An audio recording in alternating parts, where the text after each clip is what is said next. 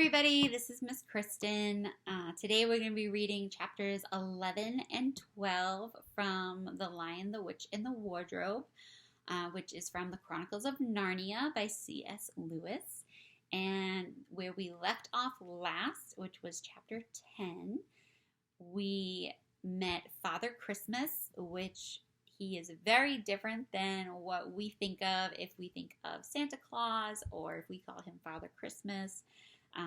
There are some other different names for him, but he is now in Narnia, which is proof that the witch's power is starting to fade, which is a big deal because that means that Aslan is on the move. And so this should be very interesting, what's going to happen next. So, with no further ado, let's go ahead and dive into chapter 11, which is titled, Aslan is Nearer. Edmund, meanwhile, had been having a most disappointing time. When the dwarf had gone to get the sledge ready, he expected that the witch would start being nice to him, as she had been at their last meeting. But she said nothing at all. And when at last Edmund plucked up his courage to say, "Please, your majesty, could I have some Turkish delight?" You said, she answered, "Silence, fool!" Then she appeared to change her mind, as if to say to herself, "And yet it will not do to have the brat fainting on the way." And once more she clapped her hands, and another dwarf appeared. "Bring the human creature food and drink," she said. The dwarf went away and presently returned, bringing an iron bowl with some water in it, and an iron plate with a hunk of dry bread on it. He grinned in a repulsive manner as he set them down on the floor beside Edmund and said, "Turkish delight for the little prince! "Take it away," said Edmund sulkily. "I don't want dry bread."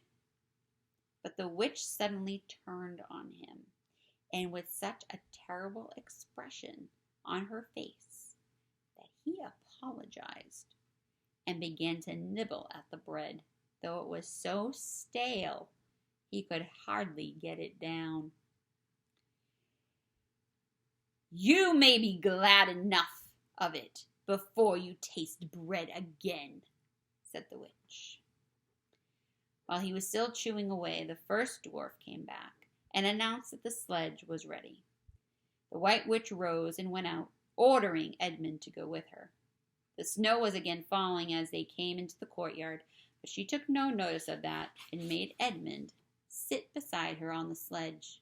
But before they drove off, she called Magram, and he came bounding like an enormous dog to the side of the sledge. "Take with you the swiftest of your wolves, and go at once to the house of the beavers," said the witch. "Kill whatever you find there.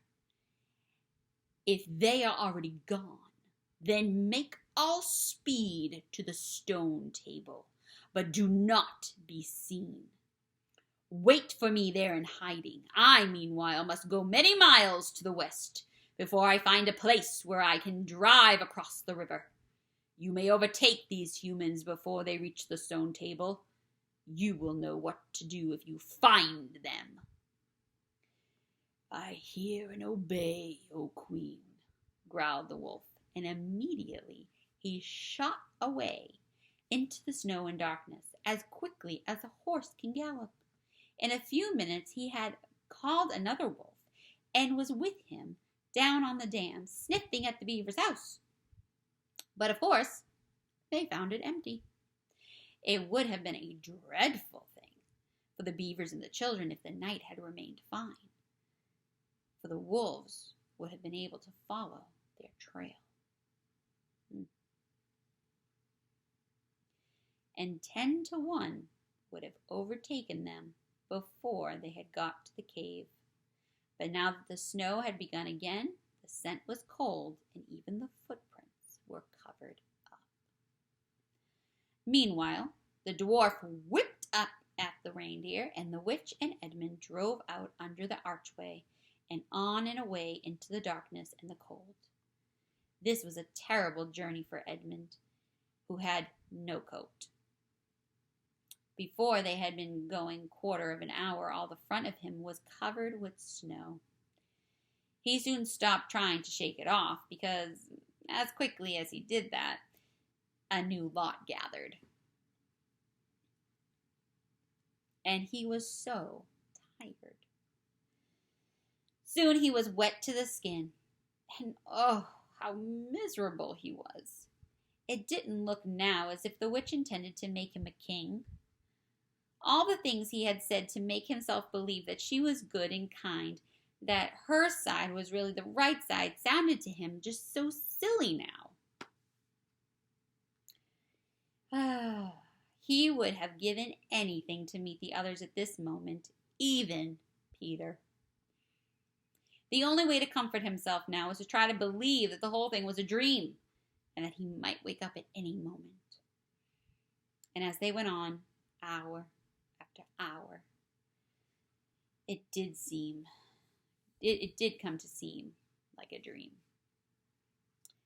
This lasted longer than I could describe, even if I wrote pages and pages about it. But I will skip on to the time when the snow had stopped and the morning had come and they were racing along in the daylight. And still they went on and on, with no sound but the everlasting swish of the snow and the creaking of the reindeer's harness. And then at last the witch said, "What have we here? Stop!" And they did. How Edmund hoped she was going to say something about breakfast. But she had stopped for quite a different reason. A little way off, at the foot of a tree, sat a merry party, a squirrel and his wife and their children, and 2 satyrs and a dwarf and an old dog fox, all on stools around a table. Edmund couldn't quite see what they were eating, but it smelled lovely. And there seemed to be decorations of holly, and he wasn't at all sure that he didn't see something like a plum pudding. At the moment when the sledge stopped, the fox, who was obviously the oldest person present, had just risen to its feet, holding a glass in its right paw as if it was going to say something. When the whole party saw the sledge stopping and who was in it, all the gaiety went out of their faces. The father squirrel stopped eating with his fork halfway to his mouth, and one of the satyrs stopped with its fork actually in its mouth, and the baby squirrel squeaked with terror. "What is the meaning of this?" asked the witch queen. Nobody answered. "Speak, vermin," she said again. "Or do you want my dwarf to find you a tongue with his whip? What is the meaning of all this gluttony, this waste, this self-indulgence? Where did you get all these things?" "Please, your majesty," said the fox, "we were given them, and if I might make so bold as to drink your majesty's very good health." "Who gave them to you?" said the witch. "Father Christmas," said the fox. "What?" roared the witch, springing from the sledge and taking a few strides nearer to the terrified animal. "He has not been here. He cannot have been here. How dare you? But no, say you have been lying, and you shall even now be forgiven." At that moment, one of the young squirrels lost its head completely. He has, it squeaked, beating its little spoon on the table. Oh no. Edmund saw the witch bite her lip so that a drop of blood appeared on her white cheek. Then she raised her wand. "Oh, don't, please don't!" shouted Edmund. But even while he was shouting, She had waved her wand, and instantly, where the merry party had been, there were only statues of creatures. One with its stone fork fixed forever halfway to its stone mouth, seated around its stone table, on which there were stone plates and a stone plum pudding. "As for you," said the witch, giving Edmund a stunning blow to the face, as she remounted the sledge, "let that teach you to ask for favor for spies and traitors. Drive on!"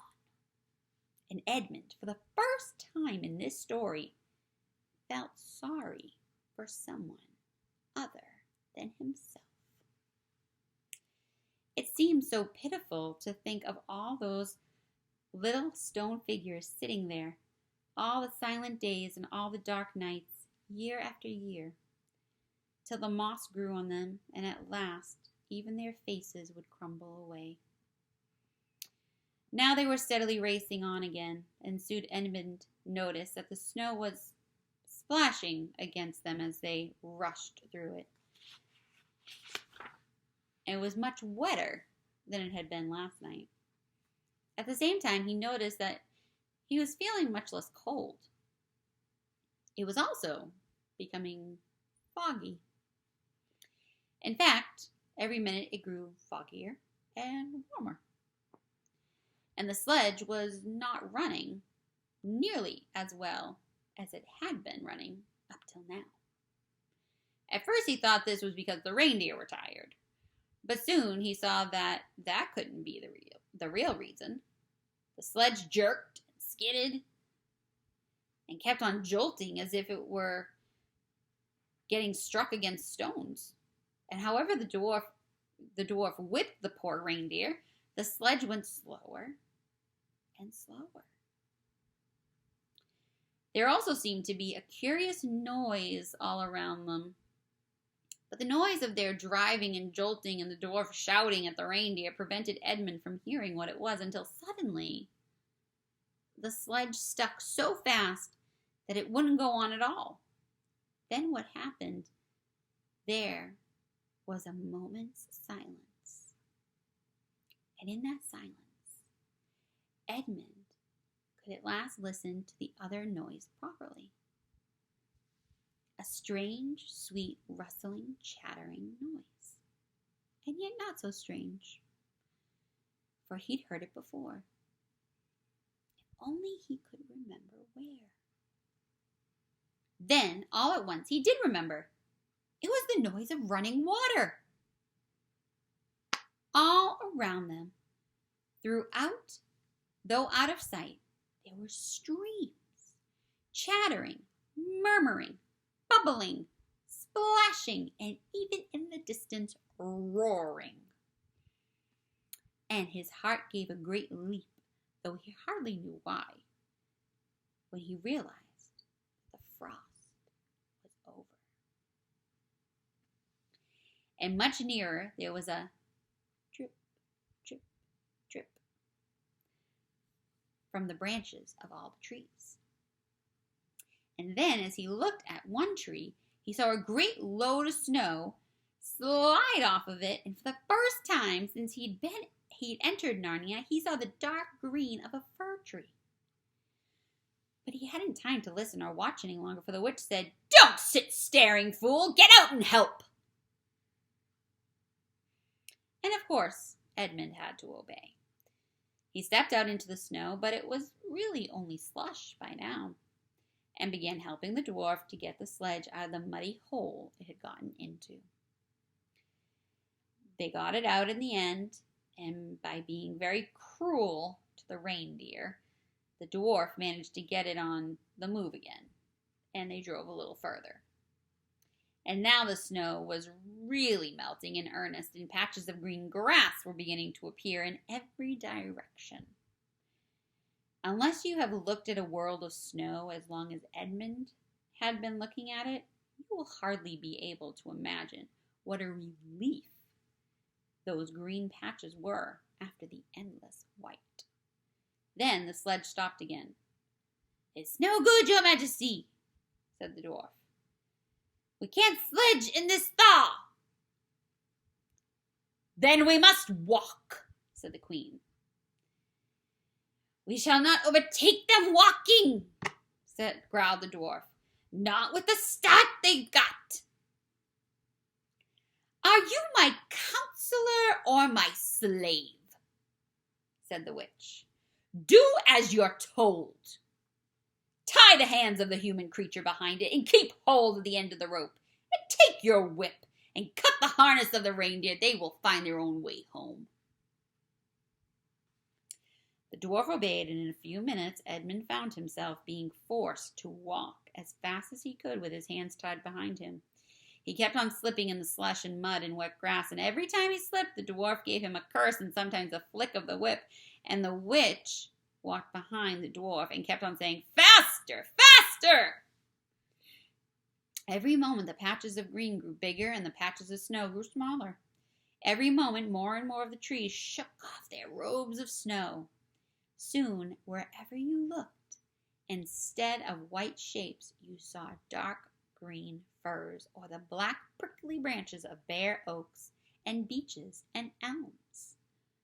Then the mist turned from white to gold and presently cleared away altogether. Shafts of delicious sunlight struck down onto the forest floor, and overhead you could see a blue sky between the treetops. Soon there were more wonderful things happening. Coming suddenly around a corner into a glade of silver birch trees, Edmund saw the ground covered in all directions with little yellow flowers. The noise of water grew louder, and presently they actually crossed a stream. Beyond it, they found snowdrops growing. "Mind your own business," said the dwarf, when he saw that Edmund had turned his head to look at them, and he gave the rope a vicious jerk. But of course, that didn't prevent Edmund from seeing. Only 5 minutes later, he noticed a dozen crocuses growing round the foot of an old tree, gold and purple and white. Then came a sound even more delicious than the sound of the water. Close behind the path they were following, a bird suddenly chirped from the branch of a tree. It was answered by the chuckle of another bird, and another bird further off.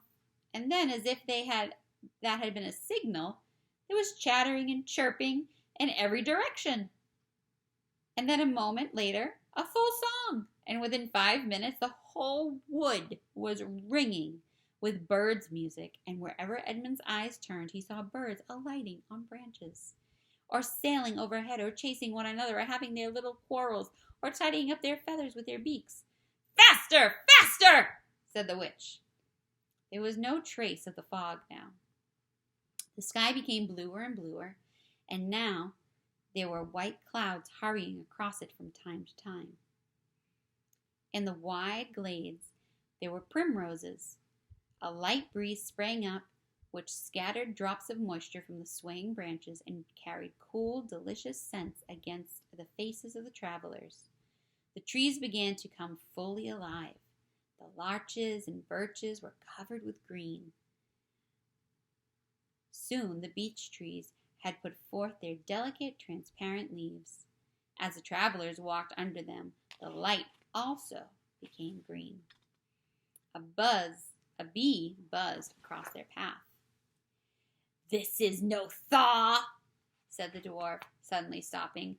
"This is spring. What are we to do? Your winter has been destroyed, I tell you. This is Aslan's doing."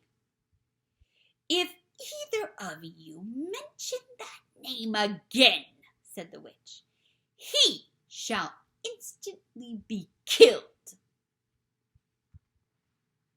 Oh boy. I don't think she's very happy. Chapter 12. Peter's first battle. While the dwarf and the white witch were saying this, miles away, The beavers and the children were walking on hour after hour into what seemed a delicious dream. Long ago they had left the coats behind them, and by now they had even stopped saying to one another, "Look, there's a kingfisher," or "I say, bluebells," or "What is that lovely smell?" or passing through patches of warm sunlight. Oh, let me try that again. Or just listen to that thrush.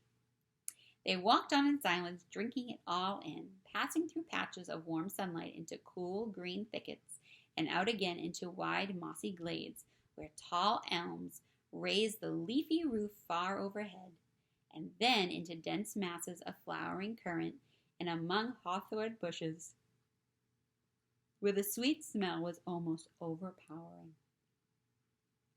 They had been just as surprised as Edmund when they saw the winter vanishing and the whole wood passing in a few hours or so from January to May. They hadn't even known for certain, as the witch did, that this was what would happen when Aslan came to Narnia. But they all knew that it was her spells which had produced the endless winter. And therefore, they all knew when this magic spring began that something had gone wrong. And badly wrong with the witch's schemes.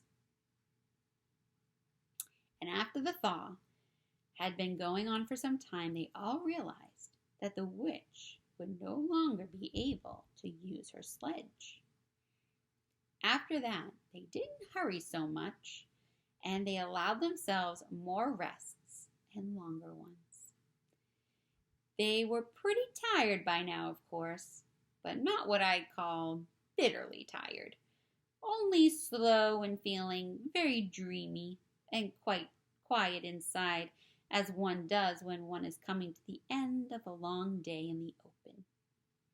Susan had a slight blister on one heel.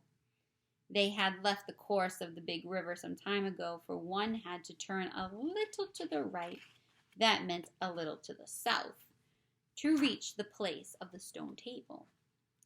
Even if this had not been their way, they couldn't have kept to the river valley once the thaw began, for with that, all that melting snow, the river was soon in flood. A wonderful, roaring, thundering yellow flood, and their path would have been underwater. And now the sun got low, and the light got redder, and the shadows got longer, and the flowers began to think about closing. "Not long now," said Mr. Beaver, and began leading them uphill across some very deep springing moss. It felt nice under their tired feet, in a place where only tall trees grew very wide apart. The climb, coming at the end of the long day, made them all pant and blow. And just as Lucy was wondering whether she could really get to the top without another long rest, suddenly they were at the top. And this is what they saw. They were on a green open space from which you could look down on the forest spreading as far as one could see in every direction, except right ahead. There, far to the east, was something twinkling and moving. "By gum," whispered Peter to Susan, "the sea." In the very middle of this open hilltop was a stone table. It was a great grim slab of gray stone supported on all four upright stones. It looked very old, and it was cut all over with strange lines and figures that might be the letters of an unknown language. They gave you a curious feeling when you looked at them. The next thing they saw was a pavilion pitched on one side of the open place. A wonderful pavilion it was, and especially now when the light of the setting sun fell upon it, with sides of what looked like yellow silk and cords of crimson and tent pegs of ivory, and high above it on a pole a banner which bore a red rampant lion fluttering in the breeze, which was blowing in their faces from the far-off sea. While they were looking at this, they heard a sound of music on their right, and turning in that direction, they saw what they had come to see. Aslan stood in the center of a crowd of creatures who had grouped themselves round him in the shape of a half-moon. There were tree women there and well women, dryads and naiads as they used to be called in our world, who had stringed instruments. It was they who had made the music. There were 4 great centaurs. The horse part of them was huge, like English farm horses, and the man part was like stern but beautiful giants. There was also a unicorn and a bull with the head of a man and a pelican and an eagle and a great dog. And next to Aslan stood 2 leopards, of whom one carried his crown and the other his standard. But as for Aslan himself, the beavers and the children didn't know what to do or say when they saw him.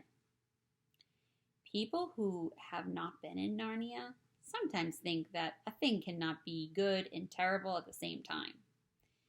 If the children had ever thought so, they were cured of it now.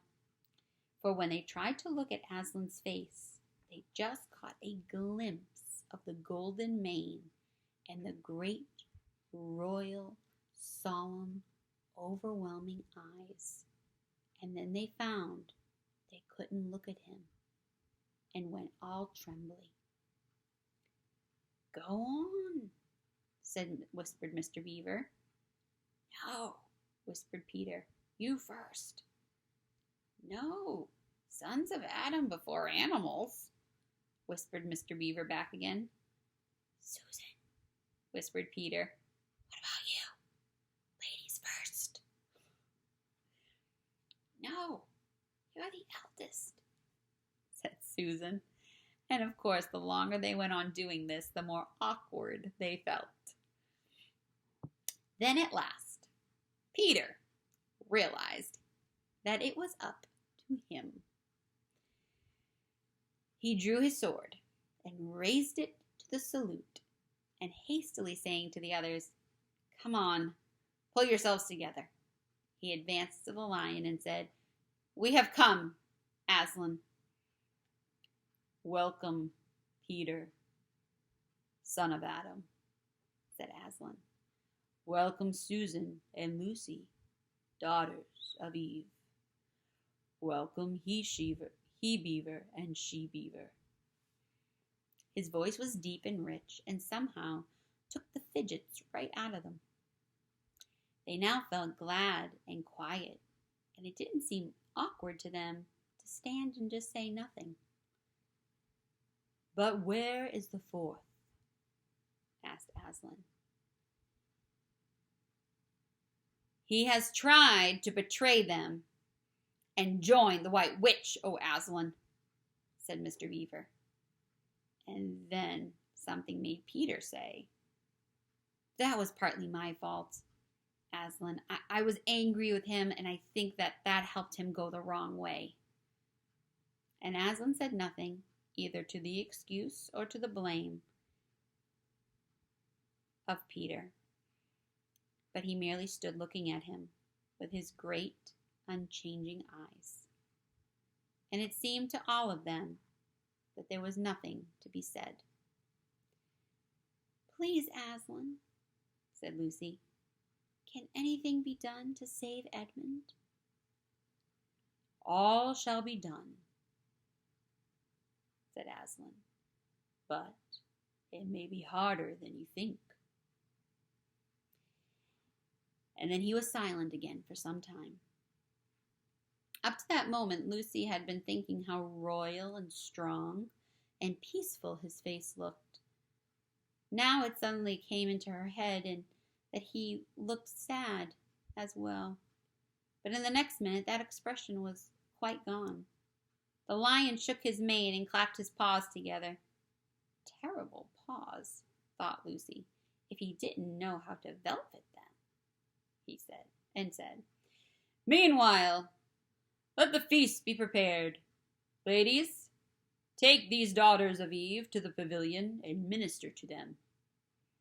When the girls had gone, Aslan laid his paw, and though it was velveted, it was very heavy, on Peter's shoulder and said, Come, son of Adam, and I will show you a far-off sight of the castle where you are to be the king. And Peter, with his sword still drawn in his hand, went with the lion to the eastern edge of the hilltop. There a beautiful sight met their eyes. The sun was setting behind their backs, and that meant that the whole country below them lay in the evening light. Forest and hills and valleys, and winding away like a silver snake, the lower part of the great river. And beyond all this, miles away, was the sea, and beyond the sea the sky, full of clouds which were just turning rose color with the reflection of the sunset. But just where the land of Narnia met the sea, in fact, at the mouth of the great river, there was something on a little hill shining. It was shining because it was the castle, and of course the sunlight was reflected from all the windows, which looked towards Peter and the sunset. But to Peter it looked like a great star resting on the seashore. That, O man, said Aslan, is Cair Paravel of the 4 thrones, in one of which you must sit as king. I show it to you because you are the firstborn, and you will be high king over all the rest. And once more, Peter said nothing, for at that moment, a strange noise woke the silence suddenly. It was a bugle, but richer. It's your sister's horn, said Aslan to Peter in a low voice, so low as to almost be a purr, if it was not disrespectful to think of a lion purring. For a moment Peter did not understand, and then he saw all the other creatures start forward and heard Aslan say with a wave of his paw, Back! Let the prince win his spurs! He did understand, and set off running as hard as he could to the pavilion, and there he saw a dreadful sight. The naiads and dryads were scattering in every direction. Lucy was running towards them as fast as her short legs could carry her, and her face was as white as paper. Then he saw Susan make a dash for a tree and swing herself up, followed by a huge gray beast. At first, Peter thought it was a bear. Then he saw it and it looked like an Aslan, though it was far too big to be a dog. Then he realized that it was a wolf standing on its hind legs with its front paws against the tree trunk, snapping and snarling. All the hair on its back stood up on end. Susan had not been able to get higher than the second big branch. One of her legs hung down so that her foot was only an inch or two above the snapping teeth. Peter wondered why she hadn't gotten higher, or at least trying to get a better grip, and then he realized that she was going to faint, and that if she fainted, she would fall off. Peter did not feel very brave. Indeed, he felt he was going to be sick. But that made no difference to what he had to do. He rushed straight up to the monster and aimed a slash of his sword at its side. The stroke never reached the wolf. Quick as lightning, it turned around, its eyes flaming, and its mouth wide open in a howl of anger. If it had not been so angry that it simply had to howl, it would have got him by the throat at once. As it was, though, all this happened too quickly for Peter to think at all. He had just enough time to duck down and plunge his sword as hard as he could between the brute's forelegs into its heart. Then came a horrible, confused moment like something in a nightmare. He was tugging and pulling, and the wolf seemed neither alive nor dead. and its bare teeth knocked against his forehead, and everything was blood and heat and hair. A moment later, he found that the monster lay dead, and he had drawn his sword out of it and was straightening his back and rubbing the sweat off his face out of his eyes. He felt tired all over. Then after a bit, Susan came down from the tree. Susan and Peter felt pretty shaky when they met, and I won't say that there wasn't kissing and crying on both sides. But in Narnia, no one thinks any worse for you for it. "Quick, quick!" shouted the voice of Aslan. "Centaurs, eagles! I see another wolf in the thickets. There, behind you. He has just started away. After him, all of you. He will be going to his mistress. Now is your chance to find the witch and rescue the fourth son of Adam." And instantly, with a thunder of hoofs and beating of wings, a dozen or so of the swiftest creatures disappeared into the gathering darkness.